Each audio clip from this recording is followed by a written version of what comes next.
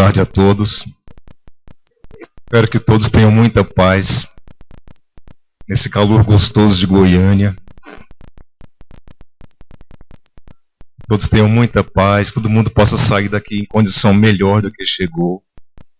E para isso, vamos prestar bastante atenção em tudo que for falado.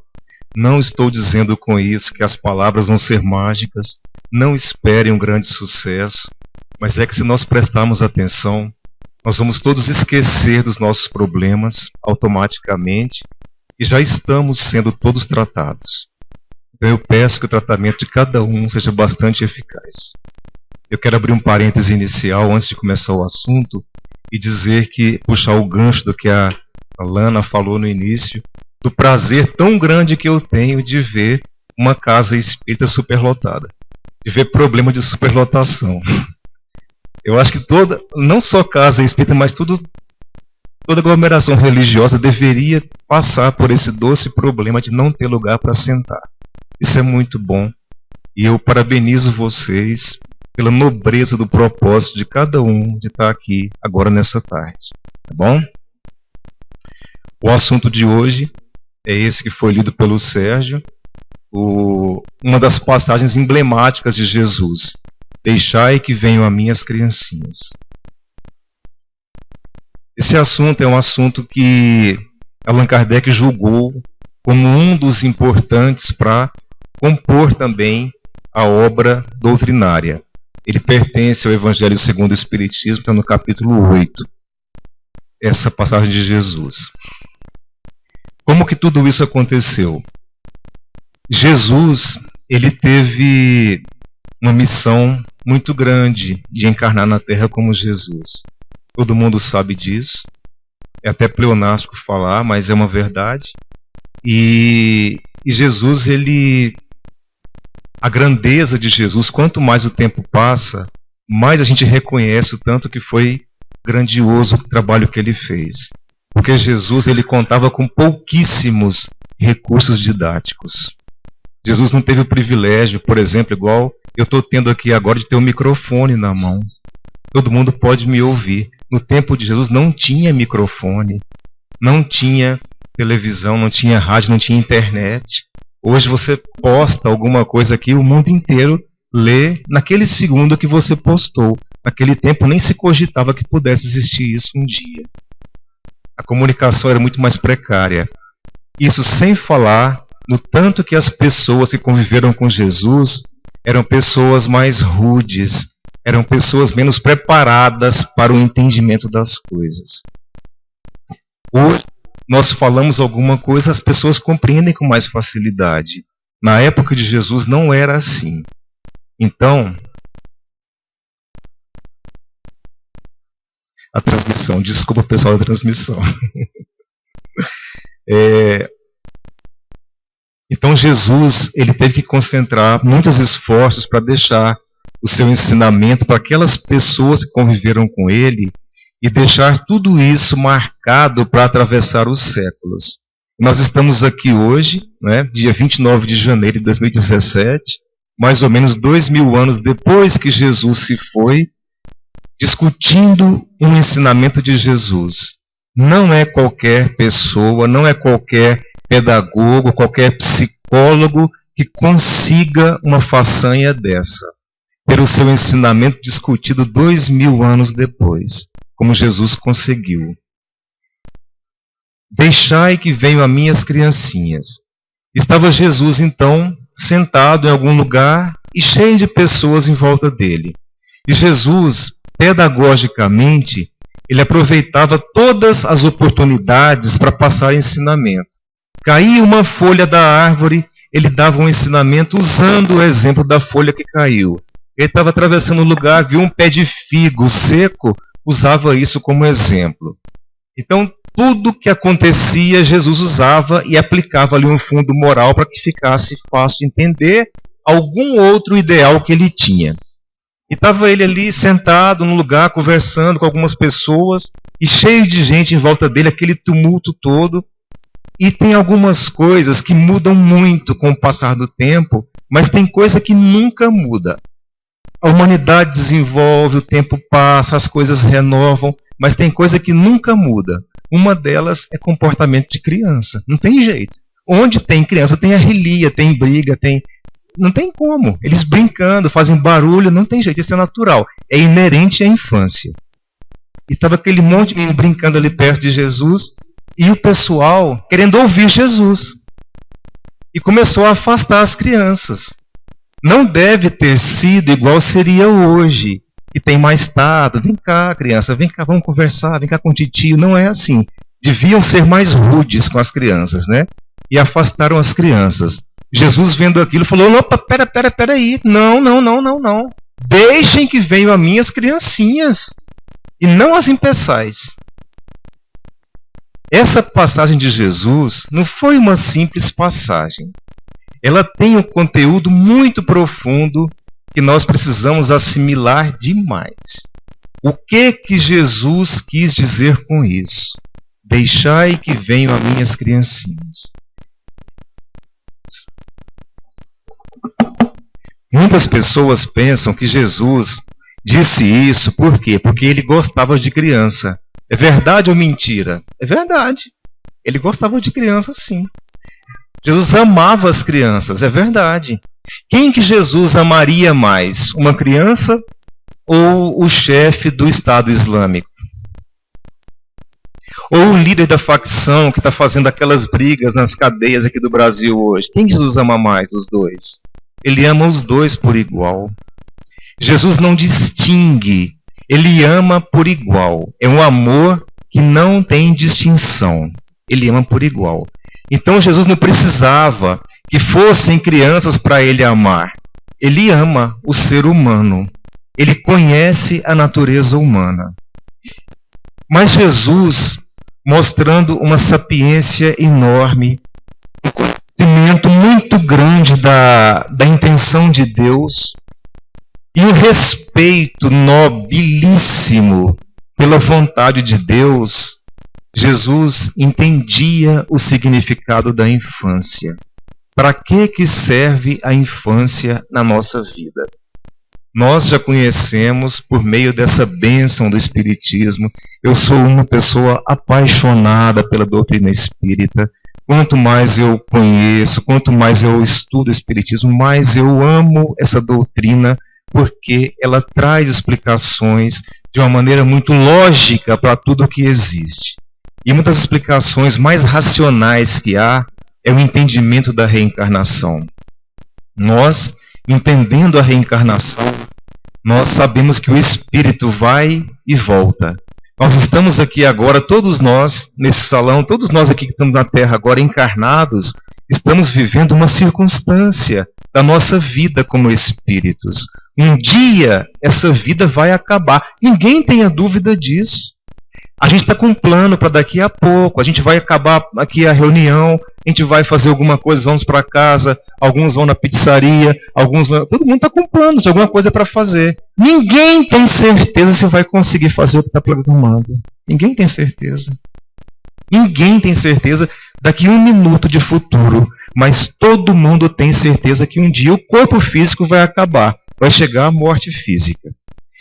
Um dia vai acontecer. Nós só não podemos saber quando, né? A gente quando sabe quando vai morrer, quando o médico fala tem mais tanto tempo de vida, a gente já começa a sofrer dali. Não pode saber quando vai ser, mas sabe que vai existir a morte. Mas a vida não acaba no cemitério. O espírito continua. Esse ser que pensa, que raciocina, esse ser que sente, ele continua vivo. E o espírito vivo, ele tem a oportunidade de retornar. Isso é a reencarnação. Quando nós reencarnamos, quando nós nascemos de novo, nós sempre iniciamos pela infância. A infância é uma fase da vida em que as impressões mais fortes do espírito ficam adormecidas. A gente não mostra muito bem quem nós somos.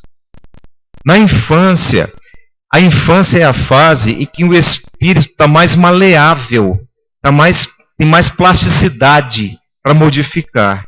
Isso é a infância. Quem que é mais fácil você mudar um comportamento? Uma criança ou um adulto? Não precisa nem responder. né? Adulto é cabeça dura, é mais difícil, é cheio de conceitos e preconceitos, tudo mais que a criança não tem. É muito mais fácil mexer na criança. E Jesus, sabendo disso, ele deixou esse ensinamento: deixai que venham a mim as criancinhas. Quando Jesus falou isso, ele não sugeriu. Ele não sugeriu, ele determinou. Jesus falou em tom imperativo: deixai que venham a mim as criancinhas. Ele mandou que viessem até ele as criancinhas.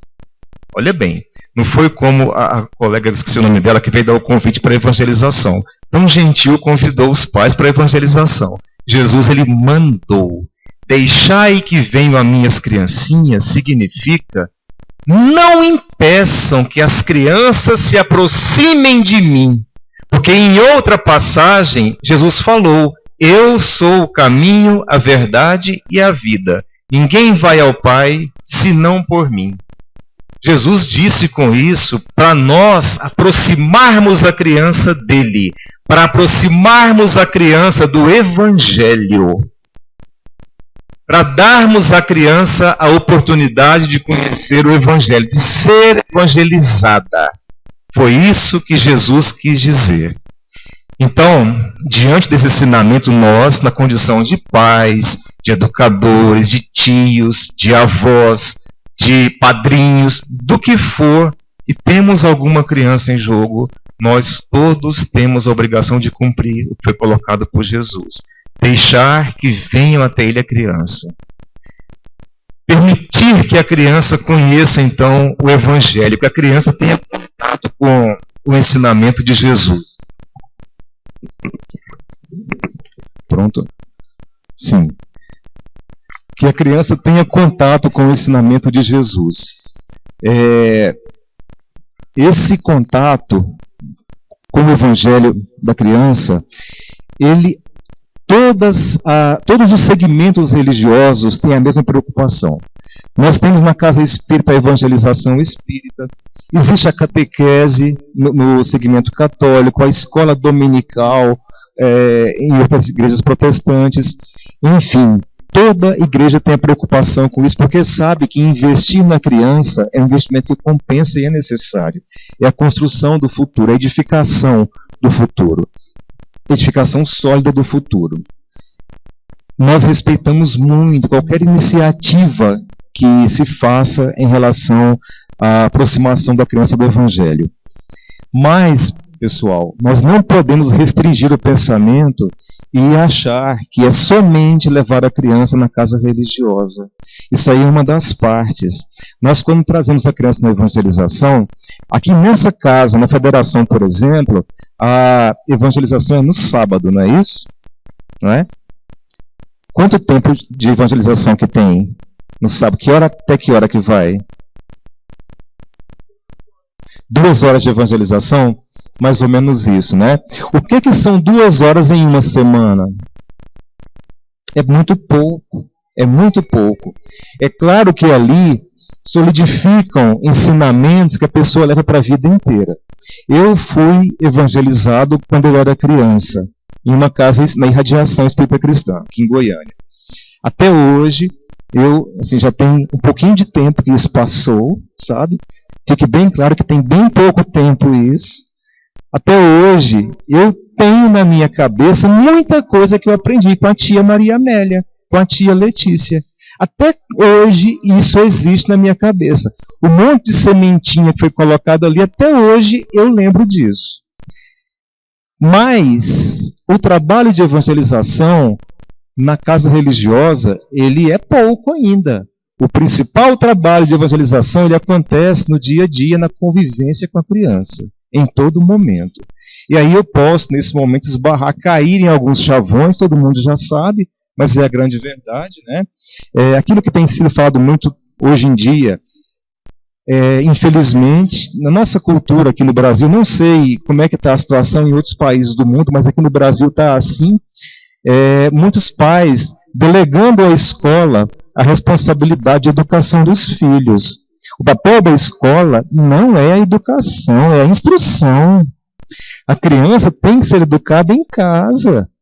É com os pais, é em casa que nós aprendemos os valores. A escola existe para instruir, é para ensinar disciplinas para a vida, matéria escolar. Na aula de matemática, na aula de geografia, o professor pode dar alguns toques de comportamento também, mas ele não está ali para educar. Quem existe para educar é o pai, a mãe ou quem convive com a criança. O avô, a avó, o tio, né? Então, nós todos temos que ter isso em mente. E isso significa aproximar do que Jesus colocou. Deixai que venham as minhas criancinhas. Nós temos que ensinar a todo momento. Imitando quem? Jesus. Jesus. Em cada situação que a vida nos apresentar, fazer igual Jesus fazia. Usava o modelo. Tem um homem caído aqui na calçada, ó. O que Cristo fazia? Ele usava aquele exemplo do homem caído na calçada e contava uma história para as pessoas entenderem o significado daquele homem caído na calçada. E ensinar fraternidade, ensinar amor ao próximo e por aí vai. Nós temos que... É muita pretensão querer imitar Jesus? É sim.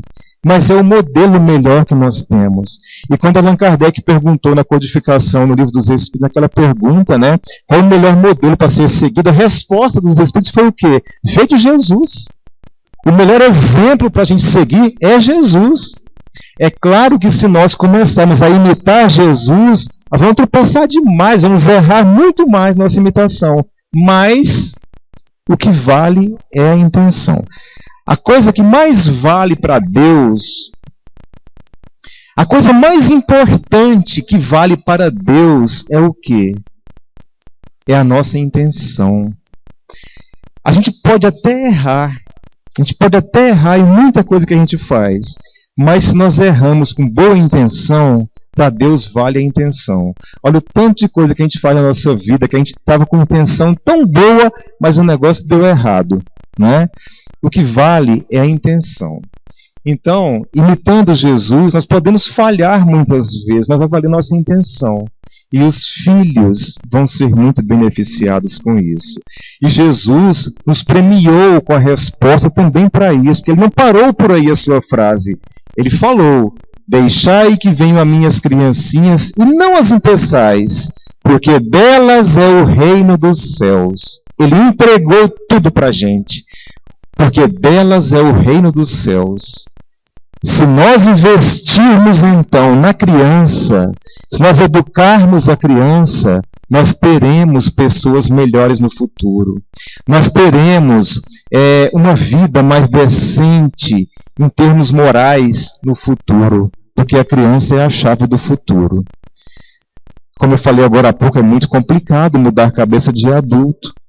Tem adulto mais maleável que aceita. Quando ele percebe que está errando, ele modifica também. Mas a criança é muito mais fácil, ou seja, moldá-la para um comportamento bom.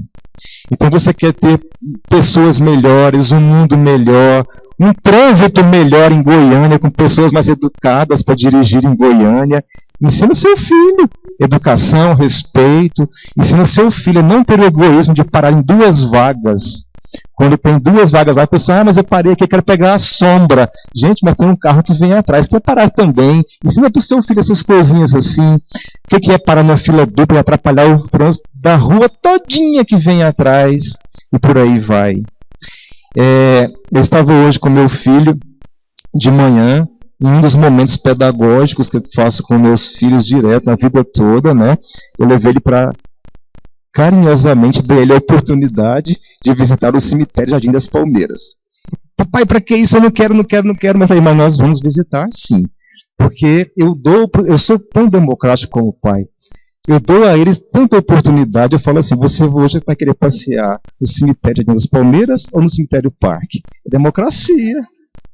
Democracia. Mas por que no cemitério? Meus filhos não tiveram até hoje... não conheceram a situação de perder uma pessoa próxima, um ente próximo. E isso um dia vai acontecer. E eu coloquei para ele, falei, é melhor você começar a familiarizar com uma pessoa que você não conhece do que você ver, por exemplo, no caixão seu pai, que pode ser um dia eu. a estreia dele no cemitério. Isso pode acontecer, né? E fomos, na manhã de domingo, para o cemitério Jardim das Palmeiras. Ele se convence muito fácil, porque tudo é argumentado, é explicado, né?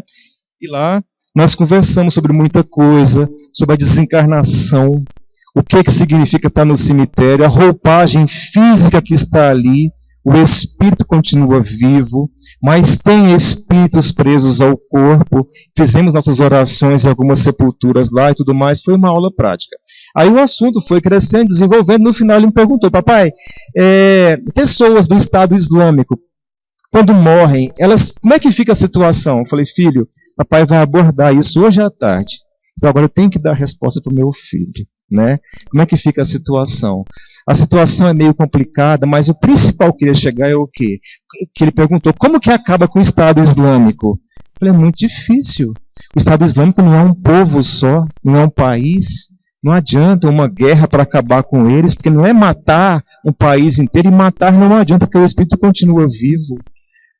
Como que a gente acaba com isso? É educando. É educando as pessoas, é preparando a criança para que ela tenha aversão à violência, é preparando o nosso filho para que ele tenha antipatia, que ele tenha asco de toda forma de violência, toda forma de agressão, de discriminação, de preconceito, que sem perceber, somos nós que muitas vezes ensinamos isso para nossos filhos.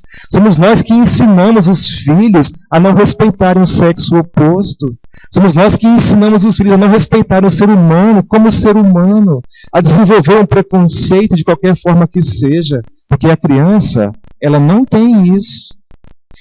Então, é a educação, é a evangelização. No nosso caso, a gente quando fala evangelização, vem de evangelho, vem de Jesus. Mas até para as religiões não cristãs, é a aproximação de princípios nobres da vontade de Deus. Então, qualquer nome que tenha esse Deus, Alá, qualquer Deus que seja, o nome que se dê, mas a aproximação de bons ideais, de nobreza de comportamentos. Foi isso que Jesus quis dizer.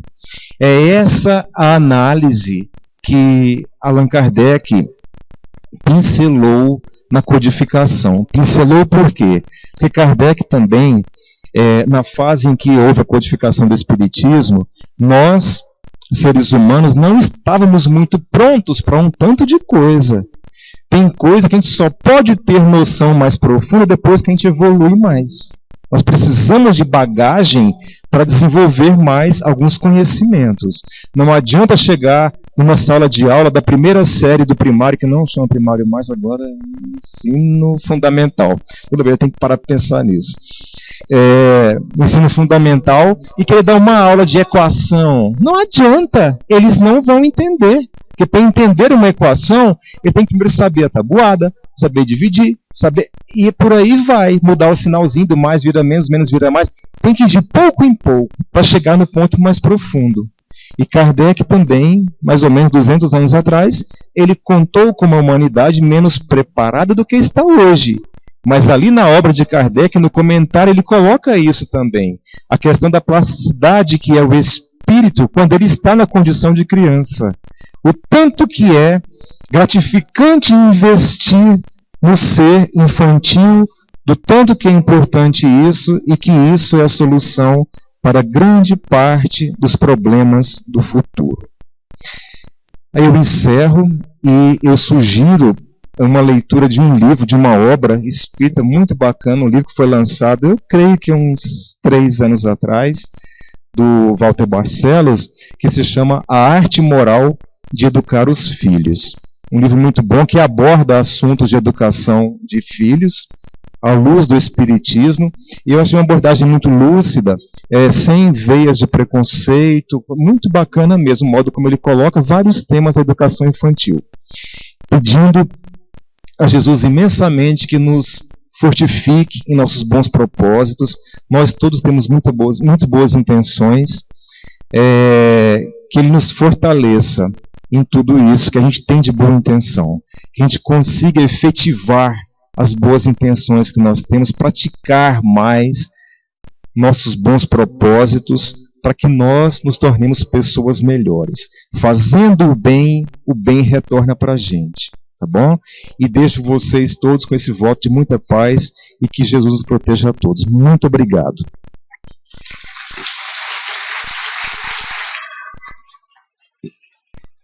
Aqui tem aplauso. Aqui na Federação tem aplauso para a palestra. Eu sou um estudante como todos vocês. Eu não mereço isso. Mas muito obrigado pela intenção de vocês. Obrigado pelo carinho. Vamos começar a segunda parte.